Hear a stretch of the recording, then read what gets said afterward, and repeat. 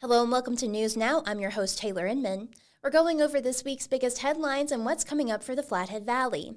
This week I spoke with Mariah Gladstone, CEO and founder of Indigikitchen, an online cooking show that aims to connect Native communities with foods that are indigenous to the Americas. We'll learn more after these headlines. Public Works officials warned the Kalispell City Council on Monday that inflation threatened to cut into the department's ability to keep up with road work. Public Works Director Susie Turner told the council they are once again bumping up against limits to perform current services. The fund supports work by the city's street maintenance, as well as traffic signs and signals divisions. Both fall under the umbrella of the Public Works Department. City Manager Doug Russell pointed to an increase in prices for supplies in recent years. Since 2018, chip seal materials have gone up 96% and asphalt 58%. The city's contractor rates have increased as well. Milling services are up 90% and paving 64% in that same period. Russell told the council that the review was designed to keep the municipality's elected leaders in the loop as officials prepare to work on a preliminary budget. Though the Special Street Maintenance Fund increased annually between 2014 and 2018, it has not gone up since.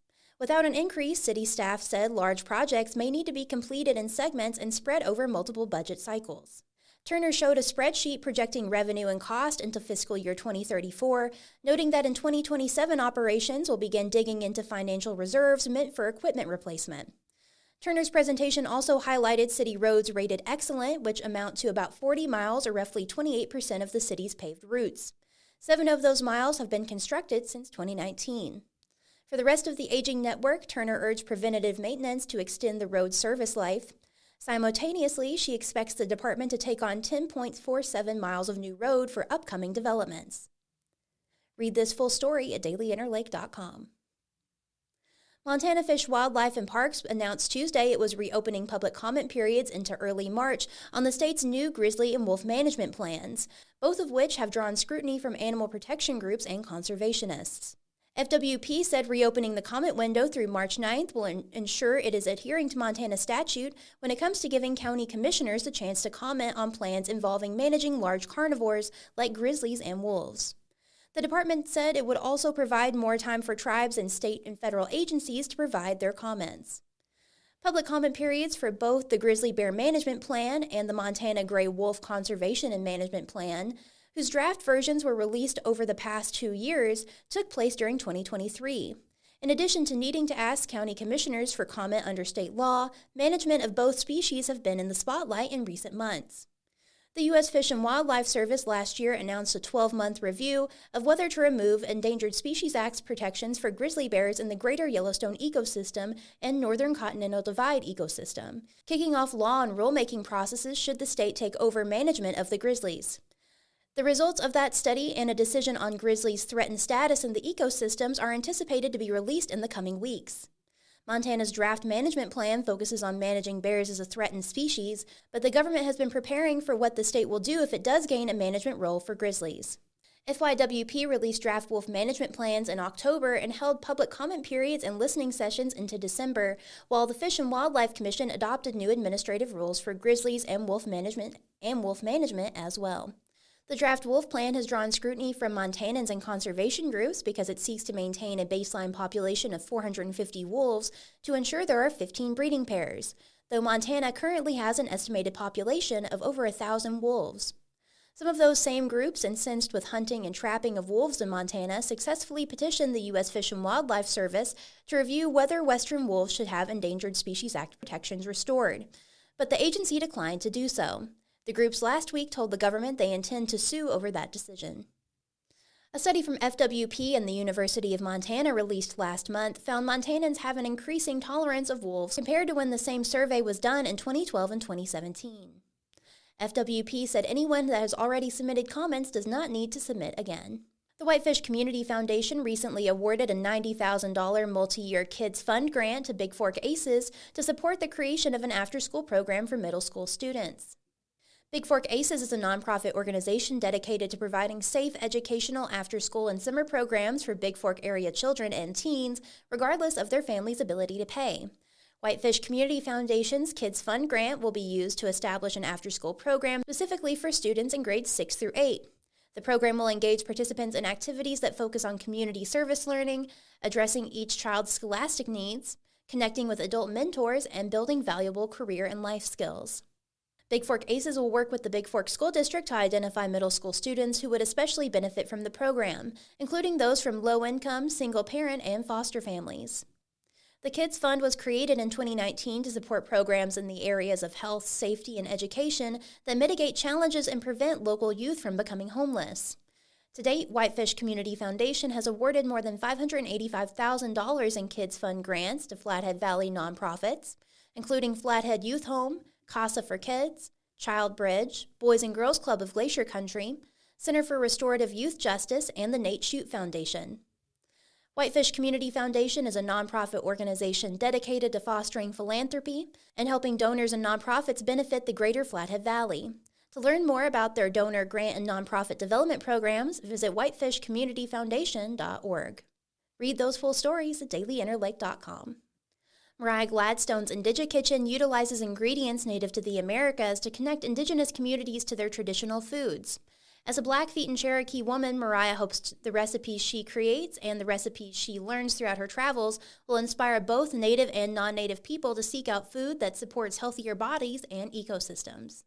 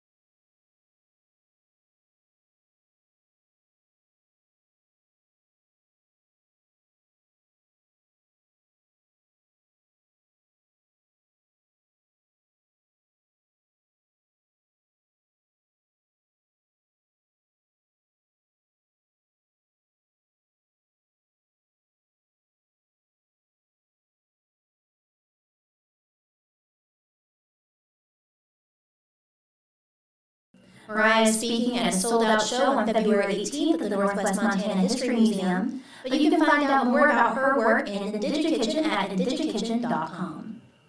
Let's see what events are coming up. The Eli Young Band is coming to the Waco College Center next week on February 21st. Tickets are still available to see the award-winning country band, whose songs have topped the charts in recent years.